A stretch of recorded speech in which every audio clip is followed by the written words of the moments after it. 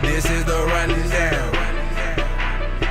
This is the running down. This is the running down. And if you ain't know the deal, I bet you know now.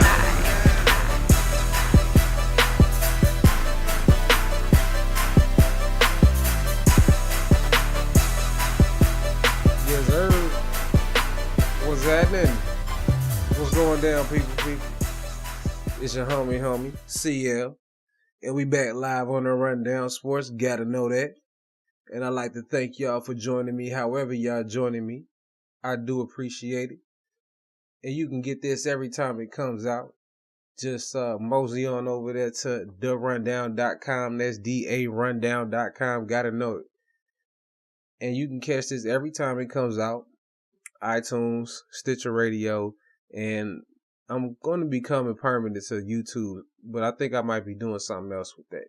Now, today, we just going to do a little quick hit, something y'all can just digest during a 15-minute break or just something on the way home. However, whatever you're doing, man, just want to kick it with my people and have a little interaction because I know I've been having a lot of, interviews come on, and I really want to have a back and forth with my audience. So I'm going to put these little, I don't know what I want to call them, but these little bits out where I'm going to just go off on a few subjects, let y'all know what I think about them. Y'all let me know what y'all think at CL The Main Event on Twitter or at The Rundown Sports on Twitter is the best ways to get up with me. So first things first, biggest news of the day, Tom Brady. I'm surprised. I'm not going to lie. I'm surprised at the amount of the punishment, and I'm surprised that people actually care this much about how much air was in the football. Like, I can't believe that we're fining people $1 million, a first and fourth round draft pick, and suspending Tom Brady for 4 games for the amount of air that was in a football. It's not like he had a special football that allowed him to throw the ball even farther than any other quarterback. They just had a little bit less air than the guidelines have listed. Now, that in itself is one thing, but if they switched the balls out and they knew it, what's wrong with just saying, hey, bruh, what's wrong with these balls? No, pause. Straight up, though. Like, you know what I'm saying? Like, it's plenty of balls, though. We're not going to go there. But if you look at Roger Goodell's track record, you can't show me where there's a consistent pattern when it comes to behavior things. He's making it up. Whatever he feels like, he's making it up. Just like the NCAA, making it up as they go. And I'm not going to lie, it's frustrating as a fan, but I think that's part of the thing. I think it's something that he enjoys. I think it's part of the whole lexicon of the NFL that really invites you to pay attention to it all year long. And I think it's just, I'm not sure. It's almost seeming like it's planned that he doesn't want you to know what the punishment is in the first place. And to me, this is an example of Roger Goodell getting his Michael Bloomberg on.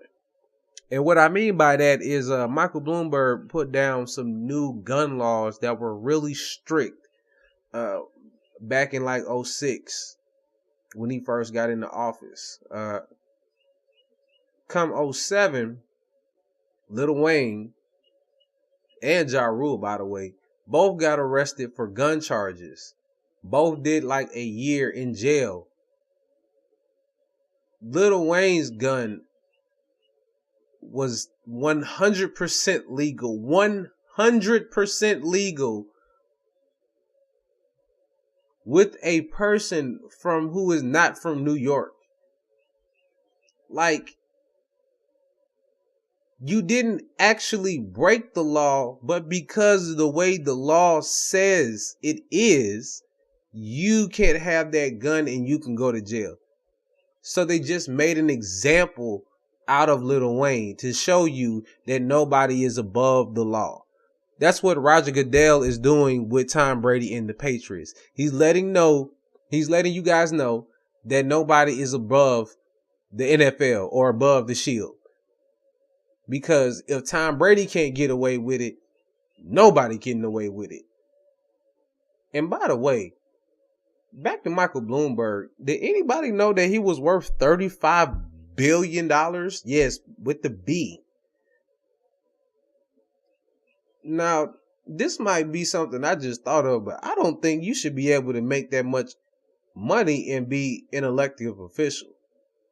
Because I think the fact that you're a representative of the people, then you should at least be somewhat proportionate on what your people make.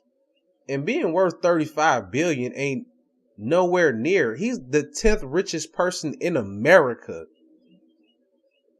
And he was the mayor of New York. Like, do you know how easy it is to win every campaign that you run? When you work 35 billion, you can buy it. You can have the best marketing ever. Now, I'm glad y'all got rid of that guy. I can't find out the net worth of the new guy, but he's definitely nowhere near Bloomberg. Moving on. Couple NBA games last night. We had Hawks taking down the Wizards, and Golden State taking down Memphis. Now, both of these were game fours, pivotal situations for two.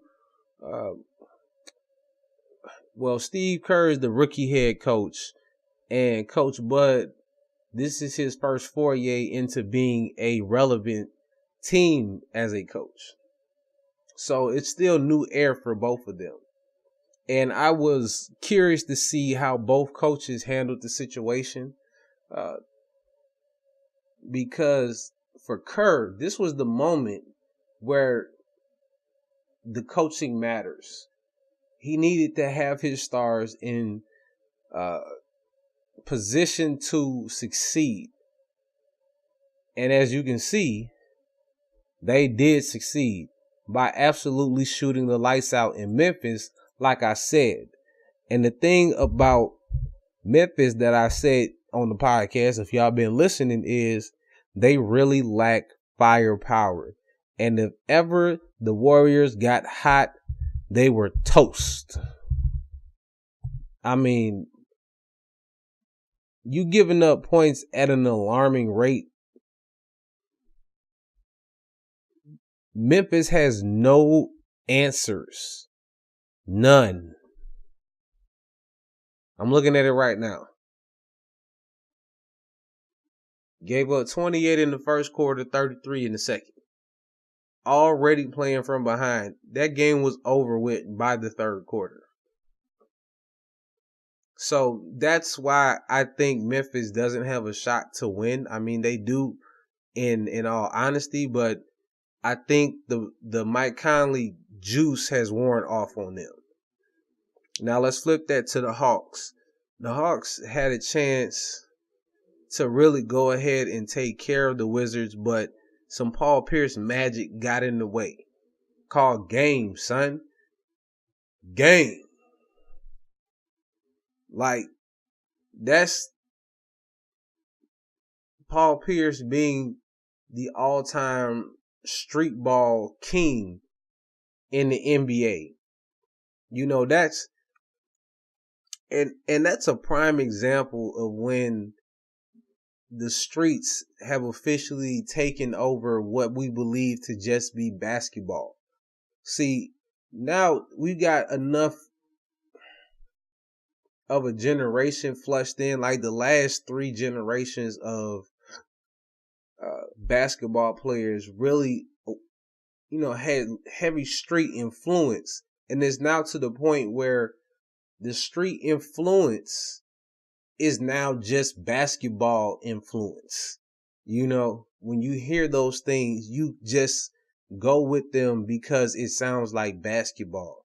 Ball don't lie. I've heard that so many times, in my life. But everybody thought Rasheed Wallace had made it up. And I could go on. But getting back to the Hawks, Schroeder almost cost them the game. That's for one. I couldn't get that out of my mind. I'm like, yo, is he going to just keep the ball? I was like, he's losing the ball. Is he going to keep? He still got the ball. Somebody get the ball. And I thought somebody was going to come for the ball, but nobody came for the ball. That was a close one. And I'm not sure if that was a coaching thing or that was a Schroeder thing.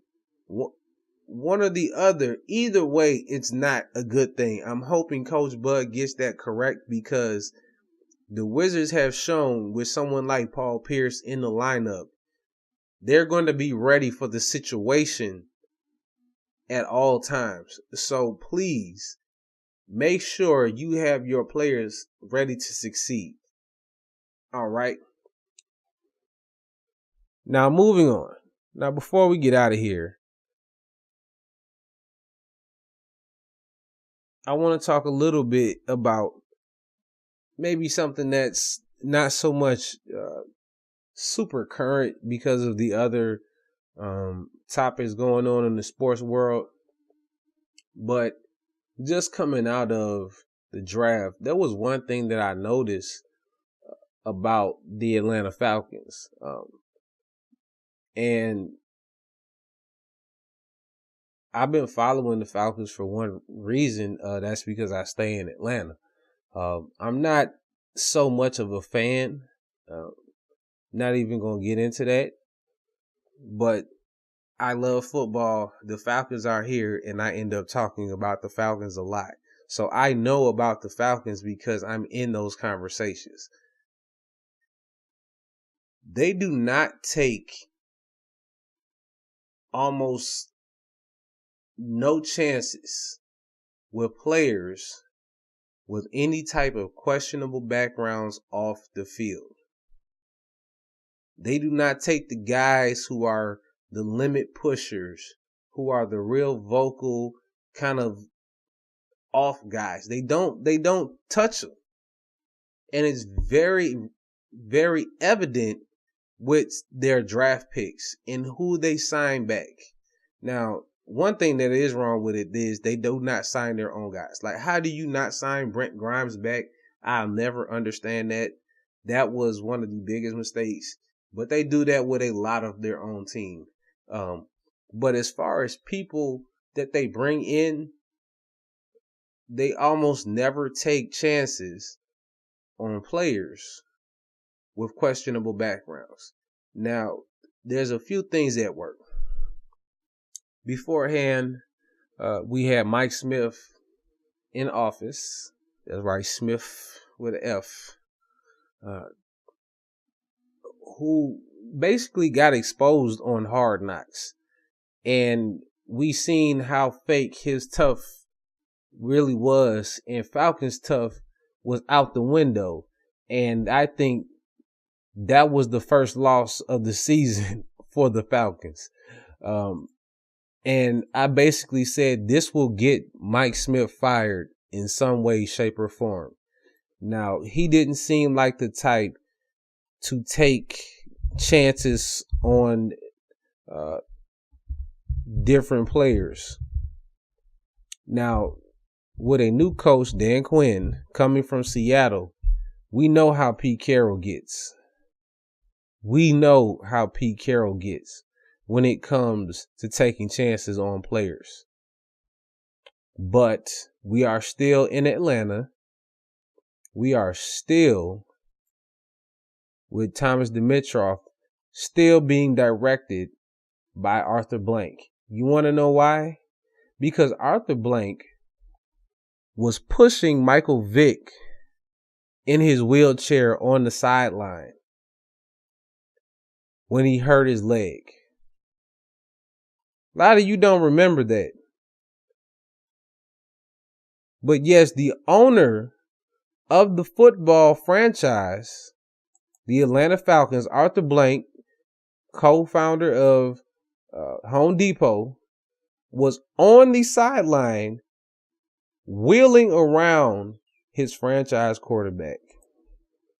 And you know what happened with that franchise quarterback? He got caught illegally fighting dogs. Now, I could talk to you people out there that feel like it's the worst thing to ever kill dogs when you see what's going on in society right now. Like, if you still really, really concerned about these dogs, you'll see why we make the faces that we make. When you see all these different, got Baltimore, Ferguson, St. Louis, North Carolina, Chicago, just keep going and going. Like, I'm not going there. But that's another. Let's stick to this story. Mike Vick got caught with the dogs. $100 million contract, gone. Face of the franchise, everything invested around Michael Vick. They get new uniforms because Michael Vick is so exciting. Cover of the video games, everything. Michael Vick had one of the top selling jerseys for years. Ultimately destroyed the franchise for a few years. And they still haven't quite recovered. Like, Matt Ryan was the best thing that could have happened to keep them afloat. We are now in rarefied air where the Falcons are consistently good once again. But the thing is, they just don't have the interior consistency. And that's because they don't have those nasty guys, those guys you have to take. And we got Jerry Jones here on the other hand, who was like, welcome to Texas. We love you. We want you to be a Cowboy for life. Jerry Jones like, well, we gonna take care of you. We gonna make sure your time as a Cowboy will be the best time of your life, son. Welcome to Dallas. And he's going open box special. Greg Hardy, Randy Gregory. I mean, Falcons end up with Vic Beasley and Jalen Collins. They've been trying to say he's got some stuff off the field, but it's really not as serious as some of this other stuff that's going on. And I think the Falcons will forever be haunted by the ghost of Michael Vick as long as Arthur Blank is the owner and Thomas Dimitroff is the general manager. And it's all because one day Arthur Blank was wheeling Michael Vick in a wheelchair. I thank y'all for joining me once again. This your homie CL. And if y'all like this, y'all know where to hit me up at CL the Main Event on Twitter. Same thing on Facebook, Google Plus, even on Instagram, man. But I'm not really on there that much. So y'all just holler at your boy and tell me what y'all think. And I'm out here. Peace.